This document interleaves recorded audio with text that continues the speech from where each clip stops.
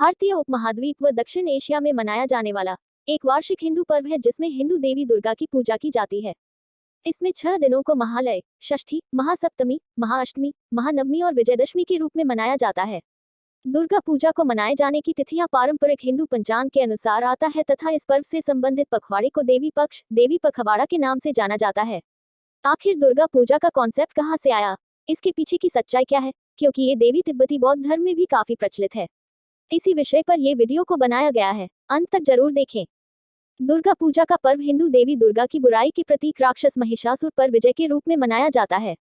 अतः दुर्गा पूजा का पर्व बुराई पर भलाई की विजय के रूप में भी माना जाता है। भारत के अतिरिक्त दुर्गा पूजा का उत्सव दिल्ली, उत्तर प्रदेश, महाराष्ट्र, गुजरात, पंजाब, कश्मीर, आंध्र प्रदेश, कर्नाटक और केरल में भी मनाया जाता है। दुर्गा पूजा का उत्सव 91% हिंदू जनसंख्या वाले नेपाल और 8% हिंदू जनसंख्या वाले बांग्लादेश में भी बड़े त्योहार के रूप में मनाया जाता है। वर्तमान में विभिन्न प्रवासी आसामी और बंगाली सांस्कृतिक संगठन संयुक्त राज्य America, Canada, United Kingdom, Australia, Germany, France, Netherland, Singapore और कुवैत सहित विभिन्न देशों में आयोजित करवाते हैं। वर्ष 2006 में ब्रिटिश संग्रहालय में विश्वाल दुर्गा पूजा का उत्सव आयोजित किया गया। दुर्गा पूजा की ख्याति ब्रिटिश राज में बंगाल और भूतपूर्व असम में धीरे धीरे बढ़ी। हिंदू सुधारकों ने दुर्गा को भारत में पहचान दिलाई और इसे भारतीय स्वतंत्रता आंदोलनों का प्रतीक भी बनाया।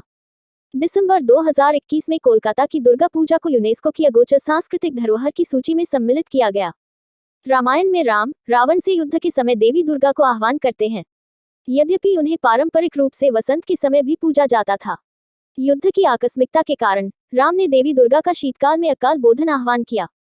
सवाल तो ये उठता है, क्या राम जी ने रावण का वध किया था? इस बात में कितनी सच्चाई है, ऐतिहासिक तथ्यों और प्रमाणों से समझते हैं। भारत के महामंडल वाराणसी से पंडित श्रवण लाल ने व्रत उत्सव चंद्रिका नाम पुस्तक में पृष्ठ 58 और 60 संत कुमार साहित्य, भविष्य पुराण, उत्तर पुराण, मस्त पुराण, आदित्य पुराण, ब्रह्म पुराण आदि मध्य ग्रंथों में राम जी के अयोध्या लौटे की बात और लक्ष्मी पूजा की कहीं भी चर्चा नहीं की गई है। अलबेरूनी जब भारत आए उन्होंने भी पुस्तक में चर्चा तक नहीं की। 11 शताब्दी तक ये उत्सव मनाया ही नहीं जाता था।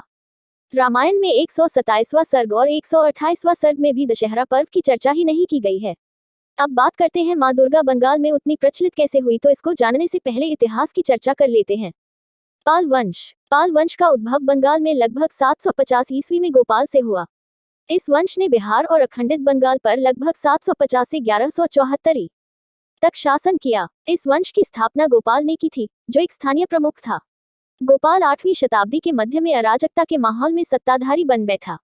उसके उत्तराधिकारी धर्मपाल शासनकाल लगभग 770 से 810 ईडी में अपने शासनकाल में साम्राज्य का काफी विस्तार किया और कुछ समय तक कन्नौज, उत्तर प्रदेश तथा उत्तर भारत पर भी उसका नियंत्रण रहा। ये पूर्व मध्यकालीन राजवंश था। जब हर्षवर्धन काल के बाद समस्त उत्तरी भारत में राजनीतिक, सामाजिक एवं आर्थिक गहरा संकट उत्पन्न हो गया, तब बिहार, बंगाल और उड़ीसा के संपूर्ण क्षेत्र में पूरी तरह अराजकता फैली थी। इसी समय गोपाल ने बंगाल में एक स्वतंत्र राज्य घोषित किया। जनता द्वारा गोपाल को सिंहासन पर आसीन किया गया था।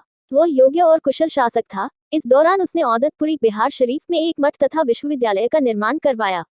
पाल शासक बौद्ध धर्म को मानते थे। 8वीं सदी के मध्य में पूर्वी भारत में पाल वंश का उदय हुआ। गोपाल को पाल वंश का संस्थापक माना जाता है। पाल वंश के बारे में हमें तिब्बती ग्रंथों से भी पता चलता है, यद्यपि यह 17वीं शताब्दी में लिखे गए। इनके अनुसार पाल शासक बौद्ध धर्म तथा ज्ञान को संरक्षण और बढ़ावा देते थे। नालंदा विश्वविद्यालय को, जो सारे पूर्वी क्षेत्र में विख्यात है, धर्मपाल ने पुनः जीवित किया और उसके खर्चे के लिए 200 गांवों का दान अलग कर दिया। उसने विक्रमशिला विश्वविद्यालय की भी स्थापना की, जिसकी ख्याति केवल नालंदा के बाद है। यह मगध में गंगा के निकट एक पहाड़ी चोटी पर स्थित था। पाल शासकों ने कई बार विहारों का भी निर्माण किया जिसमें बड़ी संख्या में बौद्ध रहते थे। पाल राजवंश का उत्थान व पतन। देवपाल शासनकाल लगभग 810 से 885 के शासनकाल में भी पाल वंश एक शक्ति बना रहा। उन्होंने देश के उत्तरी और प्राय द्वीपीय भारत दोनों पर हमले जारी रखे, लेकिन इसके बाद से साम्राज्य का पतन शुरू हो गया। कन्नौज के गुर्जर प्रतिहार वंश के शासक महेंद्रपाल 9वीं शताब्दी के उत्तरार्ध से आरंभिक 10वीं शताब्दी ने उत्तरी बंगाल तक हमले किए।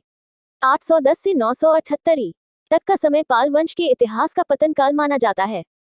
इस समय के कमजोर एवं अयोग्य शासकों में विग्रहपाल की गणना की जाती है। भागलपुर से प्राप्त शिलालेख के अनुसार नारायण पाल ने बुधगिरी, मुंगेर, तीरभुक्ती, तिरहुत में शिव के मंदिर हेतु एक गांव दान दिया तथा 1000 मंदिरों का निर्माण कराया। पाल वंश की सत्ता को एक बार फिर से महिपाल शासनकाल लगभग 978 से 1030 ईस्वी में पुनर्स्थापित किया।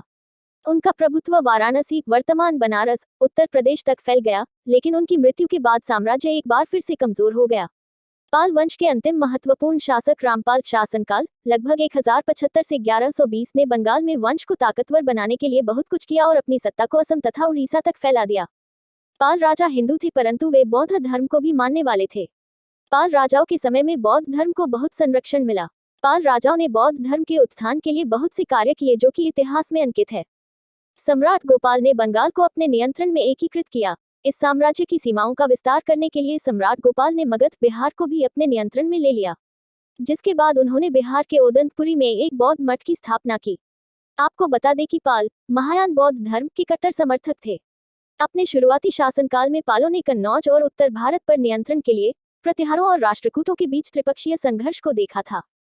पाल क्षेत्र के दौरान कला, पाल और सेन राजवंशों के नियंत्रण में बंगाल और बिहार ने कला के एक समृद्ध पाल स्कूल का अनुभव किया, जिसमें नालंदा सबसे महत्वपूर्ण केंद्र के रूप में सेवा कर रहा था। पाल बौद्ध धर्म के प्रतीकों को डबल क्रॉस्ड पैरों और जमीन पर दाहिने हाथ में देखा जा सकता है। नालंदा से कांस्य और प्रसिद्ध बोधगया मूर्तिकला, जिसे शाक्यों के शेर के रूप में जाना जाता है, जो वज्रासन मुद्रा और मराविजय हाथ की गति को दर्शाता है, दोनों पाल स्कूल ऑफ आर्ट के असाधारण उदाहरण हैं। बंगाल के स्तूप आमतौर पर आकार में मामूली होते थे, जो पत्थर, ईंट और कांसे से बने होते थे और धार्मिक अनुष्ठानों के लिए भक्तों द्वारा बनाए जाते थे। धातु के स्तूपों के अलावा ढाका में असरफपोर स्तूप, जो 7वीं शताब्दी ईस्वी का है, इस प्रकार के स्तूप का सबसे पहला उदाहरण है। पाल वंश के दौरान तंत्र मंत्र बहुत लोकप्रिय हुआ। तंत्र मंत्र का भारत में प्रसिद्ध जगह बंगाल और असम को माना जाता है और इसी क्षेत्र में पाल वंश का शासन था। पाल वंश के राजा देवी तारा की पूजा करते थे। तिब्बती ग्रंथों में तारा देवी को अवलोकितेश्वर के साथ दिखाया जाता है। अवलोकितेश्वर बुद्ध की करुणा का प्रतीक है। अवलोकितेश्वर के पास बहुत सी शक्तियां हैं। तारा देवी का उल्लेख मंजुश्री कल्प में मिलता है। मंजुश्री में जो मूर्तियां हैं वो अजंता एलोरा की गुफाओं में देखने को मिलती है। पाल वंश के शासन में भी यही मूर्तियां बनी हैं। देवी तारा तिब्बत की लोकप्रिय देवी मानी जाती है। तिब्बती परंपरा में देवी तारा के अलग अलग गुण और रंग है। तिब्बती वज्रयान में देवी तारा को डाकिनी, प्रज्ञा, परमिता, अपराजिता, सरस्वती के रूप में माना जाता है। तारा देवी को ही महिला के सभी गुणों का प्रतीक माना जाता है। इनके अंदर करुणा, क्रोध का प्रतीक माना जाता है। तारा तिब्बती सगरोल माँ, कई रूपों वाली बौद्ध उद्धारकर्ता देवी, नेपाल, तिब्बत और मंगोलिया में व्यापक रूप से लोकप्रिय हैं। वह बोधिसत्व बुद्ध से होना का स्त्री समकक्ष है। अवलोकितेश्वर लोकप्रिय मान्यता के अनुसार वह अवलोकितेश्वर के एक आंसू से अस्तित्व में आई, जो जमीन पर गिरा और एक झील बन गई। इसके जल से एक कमल निकला, जिसे खोलने पर देवी प्रकट हुई। अवलोकितेश्वर की तरह वह एक दयालु, सहायता करने वाली देवी है, जो पुरुषों को दूसरे किनारे पर जाने में मदद करती है। वह नेविगेशन और सांसारिक यात्रा के साथ साथ आत्मज्ञान के मार्ग पर आध्यात्मिक यात्रा की रक्षक है।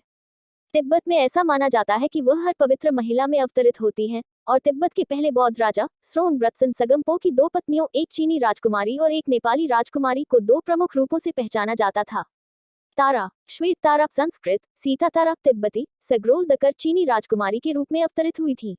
वह पवित्रता का प्रतीक है और अक्सर उसे अपने पति अवलोकितेश्वर के दाहिने हाथ पर खड़ा दिखाया जाता है, या पूर्ण विकसित कमल पकड़े हुए पैरों को क्रॉस करके बैठा हुआ दिखाया जाता है। उसे आमतौर पर तीसरी आंख के साथ दिखाया जाता है। तारा को कभी कभी उसके पैरों के तलवों और हाथों की हथेलियों पर आंखों के साथ भी दिखाया जाता है, तब उसे 7 आंखों का तारा कहा जाता है, जो मंगोलिया में लोकप्रिय देवी का एक रूप है। ऐसा माना जाता है कि ग्रीन तारा संस्कृत, श्याम तारा तिब्बती, सगरोल लजंग को नेपाली राजकुमारी के रूप में अवतरित किया गया था।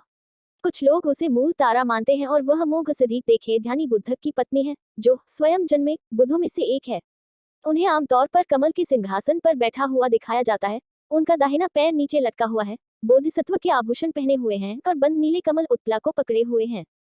कहा जाता है कि सफेद और हरे तारा पूर्ण विकसित और बंद कमल के अपने विपरीत प्रतीकों के साथ देवता की अंतहीन करुणा का प्रतीक है, जो पीड़ा को दूर करने के लिए दिन और रात दोनों काम करते हैं। तिब्बती बौद्ध धर्म के प्रभाव में तारा के विभिन्न रूप पारंपरिक 108 तक बढ़ गए।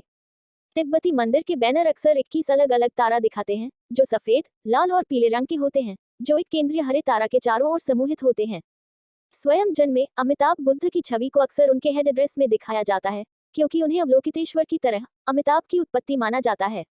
ऐसे ही वैदिक धर्म की दुर्गा शक्ति के रूपों में देखने को मिलता है, जैसे माँ काली, माँ तारा, माँ श्यामा, उनके भी रूप धर्म की देवी से मिलता है। बौद्ध धर्म की देवी तारा के अनेकों मूर्तियां मिलती है। मूर्तियां की खास बात यह है कि मूर्तियां के ऊपर बुद्ध बैठे मिलते हैं।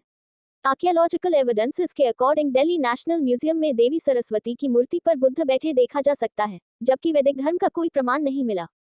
ये बात तो साफ दिखाई देता है कि बौद्ध धर्म की देवी तारा को ही दुर्गा शक्ति मानकर लोग पूजते आ रहे हैं। हमारे द्वारा दी गई जानकारी अगर पसंद आए तो लाइक और चैनल को सब्सक्राइब जरूर करें।